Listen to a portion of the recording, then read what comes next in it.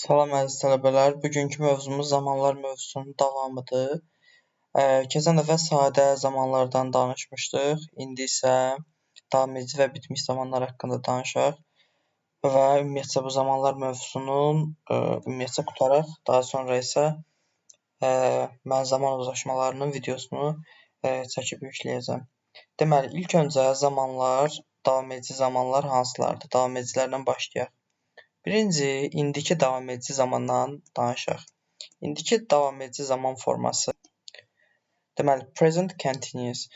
Bu, indiki davam edici zaman formasıdır. Biz yadımızda saxlamalıyıq ki, davam edici deyirəmsə, mütləq orada feilin sonunda ing qoymalıyıq. Yəni, təkcə present-a aid deyil bu, əlbəttə ki, bütün davam edicilikdən danışıramsa, məsəl üçün, keçmiş davam edicidən danışanda, və yaxud indiki bitmiş davam edicidən danışanda hamısının feilin sonunda ing görməliyik biz. Bu bizim əsas qaydadır.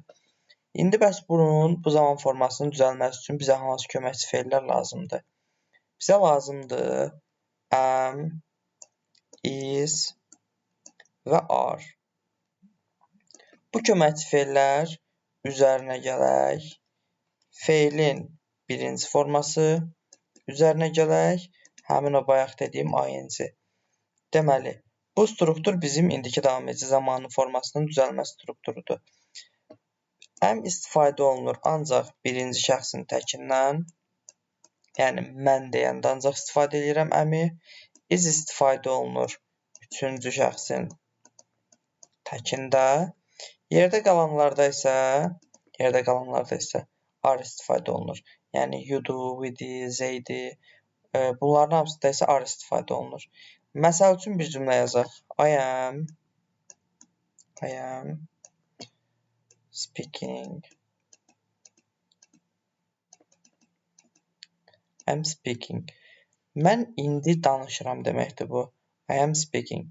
Bu zaman forması, yəni bir şeyi bu dəqiqə eləyirəmsə bunu istifadə edirəm. I am speaking, I am writing, I am talking. Yəni bu indi eləyirəmsə bu şeyi, mən indiki davam edici zamandan istifadə edirəm. Sual forması düzələndə am, is, are mübtədədən qabağa keçir. Yəni olur am I speaking. İnkar formasında isə əmin üzərinə not əlavə eləyirik. Yəni I am not speaking. Mən danışmıram mənasında. Bu şəkildə düzəlir. Bizim bu zaman formasından bilməli olduğumuz bunların zaman zərfləridir. Zaman zərfləri hansılardır? Yazım indi bura. Now, indi, just now, yenə indi, indicə, at the moment, hal-hazırda, at present, hal-hazırda, indi, right now. Bunlar hamısı indiki davam edici zamanın zaman zərfləridir. Biz cümlədə bunları görəndə həmin bu zaman formasını istifadə edirik. Sadəcə dediyim kimi istifadə edəndə şəxslərə görə hansı köməkçi feillərin istifadə olunmalıdır, onlara diqqət etməliyik. İndi bir-iki nümunə testlərə baxaq. Məsəl üçün, elə buradan başlayaq. Burada fikir veririk ki, burada nə var? Now var. Now var, oldu, vəsə. Mən əmzər axtarıram. Elə bir dənə A variantında var. Cavabım oldu A variantı. At the time, bu keçmiş davam edicidir, bunu deyəcəm, bu heç. Bir də ki, indiki davam edici zamanı biz fikir verin cümlənin əvvəli nədir? Xəbərlə başlayıbdır. Yəni, əmr cümləsi deyə bilərik biz buna. Cümlənin əvvəli xəbərlə başlayıbsa, mübtədə vəznə xəbərlə başlayıbsa, bu işi əmr eləyirəmsə, mütləq həmin növbəti cümlə indiki davam edici zamanda olmalıdır. Yəni, baxın, xəbərlə başlayıb. Deyir ki, take your umbrella, çətirini götür. Niyə? Yağış yağır. Artıq mən burada am, is, are istifadə eləməliyəm. Yaxşı, bir qayda olaraq yadda saxlayaq ki, cümlənin başlığı xəbərlə başlayıbsa, biz oraya mütləq indiki davam edici zaman qoymalıyıq. Cavabım yenə olur A variantı. Burada now veribdir. Yenə əmizlər axtarıram. Baxıram, bir dənə onsuz is var burada. Götürürəm. Sonra burada məsəl üçün bu tip sualları çox görə bilərsiniz. Zamanlar mövzusunda ümumiyyətcə tək bu zamana aid deyil. Burada bilməli olduğumuz nədir? Yuxarıda sual, aşağıda cavab tipli suallardır. Yəni 2 bəndli suallardır. Əgər aşağıda heç bir göstərici yoxdursa nöqtə olan hissədə, yuxarının zamanı nədirsə, aşağının zamanı da eyni zamanda olmalıdır. Yəni burada keçmiş sadədirsə, aşağıda keçmiş sadə olmalıdır. Burada indiki davam edicidirsə, aşağıda indiki davam edici zaman olmalıdır. İndi gələk baxaq. Burada var ki, əmizar. Əmizar gördüm, aşağıda əmizar axtarıram. Buraya mən əmizar qoymalıyam. Hid deyə izlə işlənməlidir. Onsuz elə bir dənə əmizar olan variantım var, o da cavabdır variantı. Məsəl üçün, burada 2 dənə göstərici var bu zamanı qoymaq üçün. Bir cümləm xəbərlə başlayıb əmizar qoyduğumu bilirəm. Bir də at the moment var. Bu da indiki davam edicinin göstəricisi. Yenə əmizar qoyuram. Məsəl üçün, cavab oldu C variantı. Bu da bizim deməli nəyimiz oldu? Present continuous zaman forması indiki davam edici zaman formamızın izahı oldu. Növbəti past continuous. Past continuousda isə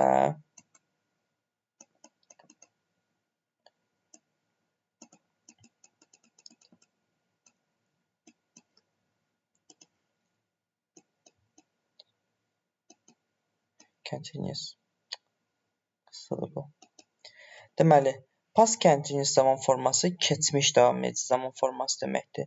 Bu hərəkətin keçmişdə müəyyən bir vaxt ərzində davam elədiyini bildirmək üçün istifadə olunur. Bu zaman formasını biz düzəldirik. Was və were köməkçi feillərinin üzərinə yenə feilin birinci forması, üzərinə gələk ing. Ümumiyyətlə yadda qalsın, ing feilin ancaq birinci formasının sonuna qoşulmaqla davam edici zamanı düzəldir. Was istifadə edirik biz nə vaxt? Birinci, bir də üçüncü şəxsin təkində istifadə edirik. Təkində. Were isə istifadə edirik biz yerdə qalan şəxslərlə. Yəni, you, they, we, yəni və digərləri. Deməli, was-la oldu birinci şəxsin və üçüncü şəxsin təki, yerdə qalanların hamısından oldu were. Bu işi keçmişdə edirdim mənasını verir. Bunun zaman göstəriciləri isə dediyim kimi at that time yesterday at 2 o'clock. Bax, indi burada bu nə deməkdir? At that time dünənləri bu vaxtları deməkdir. Yəni, dünənləri bu vaxtı, məsəl üçün, dərs oxuyurdum. Burada bir davam edicilik var. Burada, məsəl üçün, müəyyən bir saat verə bilərsiniz. İndi mən 2 yazdım, amma fərqi yoxdur. At 5 o'clock yesterday, məsəl üçün, istədiyiniz yaza bilərsiniz. Dünənlər saat 5-də dərs oxuyurdum. All day, whole day, bütün gün mənasını verir. Məsəl üçün, mən bütün gün dünənləri yatırdım. I was sleeping whole day yesterday. Bu nə deməkdir? Yəni, bütün gün ərzində davam edicilik baş veribdir. Daha sonra from, dan deməkdir. Bura başlanğıc vaxtını, məsəl üçün, yazıram 1, to və yaxud til qoya bilərik bura. Burada bitiş vaxtını, işin bitiş vaxtını yazıram. Tutaq ki, to 4. I was working from 1 o'clock to ya da till 4 o'clock. Yəni, 1-dən 4-ə qədər arada 3 saat davam ediciliyi oldu. Bu da oldu keçmiş davam edici zaman forması. Buradan da başqa nə qaldı? Başqa bir şey qalmadı. Xüsusi vurğulamadığım bir şey qalmadı məncə. Sadəcə bilmək lazımdır was, were, ing və zaman göstəriciləri. İndi bir-iki dənə suala baxaq. Məsəl üçün, whole day yesterday, dünənləri bütün günü. Was, were plus ing axtararam. Cavab olaraq variantı. Sonra bayaq var idi buralarda. Tutaq ki, at 2 o'clock yesterday. Was, were, C variantı. Sonra bunu demişdim. At the time yesterday. Was və axtarıram. Cavabdır variantı. Yəni, bu qədər. Burada çətin bir şey yoxdur. Yenə bu zamanların sadə şəkildə formasında elə bir çətinlik olmaz yəqin ki. Biz bunları əsasən belə bağlayıcılar olanda uzlaşma söhbətində falan istifadə edəcəyik. İndi keçək növbəti bir zamanımıza. Bu zamanımız adlanır bitmiş zaman. Bitmiş zaman, deməli, present perfect. Present perfect zaman forması indiki bitmiş zaman forması adlanır. Bu hərəkətin keçmişdə müəyyən bir vaxt ərzində olub bitdiyini, ancaq hələ də bunun təsiri elə bil davam eləyir kimi deyirik. Yəni, bu zaman formasının düzəlməsində bizə have və has köməkçi feilləri kömək eləyəcəkdir. Bunların üzərinə feilin üçüncü formasını istifadə eləyəcəyik. Məsəl üçün, I have, go, went, gone var idi, yadınızdadırsa. Bax, bu onun üçüncü V3 formasıdır, burada istifadə eləyir. Tərcümə olaraq mış və ıb olaraq tərcümə olunur. Məsəl üçün, mən gəlmişəm, mən getmişəm, o gedib, o oxuyub, bu şəkildə tərcümə olunur. Have ancaq, daha doğrusu has ancaq üçüncü şəxsin təkindən, yerdə qalan hamısından have istifadə olunur. I have, you have, we have, they have. Burada isə ancaq he, she, has və V3 formadan istifadə olunur. Bu olur present perfect zaman forması. Bunun da öz göstəriciləri var. Deməli, just, already, yet, never, ever, since və forla olan ifadələr. Forla olan ifadələr nə deməkdir? Məsəl üçün, fordan sonra müəyyən bir vaxt yaza bilərik. For, two, məsəl üçün, weeks, for, one, month. Yəni, bir aydır ki, 2 həftədir ki, məsəl üçün, tutaq ki, deyirəm ki, I have gone for 2 weeks. 2 həftədir ki, getmişəm. Yəni, artıq 2 həftə baş veribdir. Bu hərəkət, mən bunu eləmişəm. Bu şəkildə istifadə olunur. Yet əsasən biz cümlənin axırında istifadə olunur. Yet sual və inkar cümlələrində istifadə olunur. Just, already, ever, never. Biz bunları isə istifadə edirik have-lə V3 formalı feilin arasında. Məsəl üçün, I have just gone. Mən indicə getmişəm.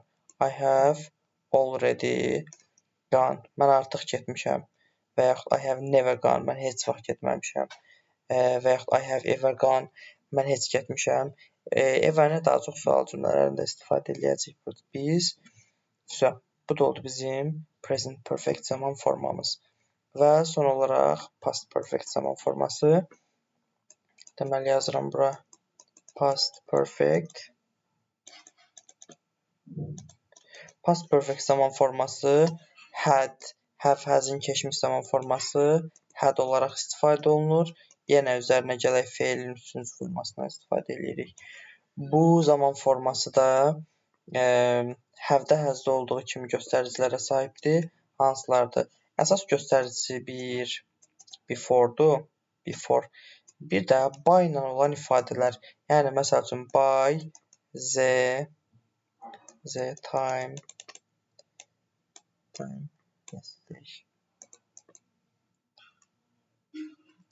yesterday. Normalda the time yesterday biz indiki davam edici zamanda demişdim də. Daha doğrusu keçmiş davam edici zamanda demişdim. Amma gördünüz ki, zaman göstəricisinin, keçmiş zaman göstəricisinin qabağında by varsa, bilin ki, o mütləq had-in göstəricisi olacaqdır. Yaxşı? Yəni, by ilə olan zamanlardan danışıram. Məsəl üçün, da bura by, tutaq ki, by car versə da götürüb bura had qoymuşuz da.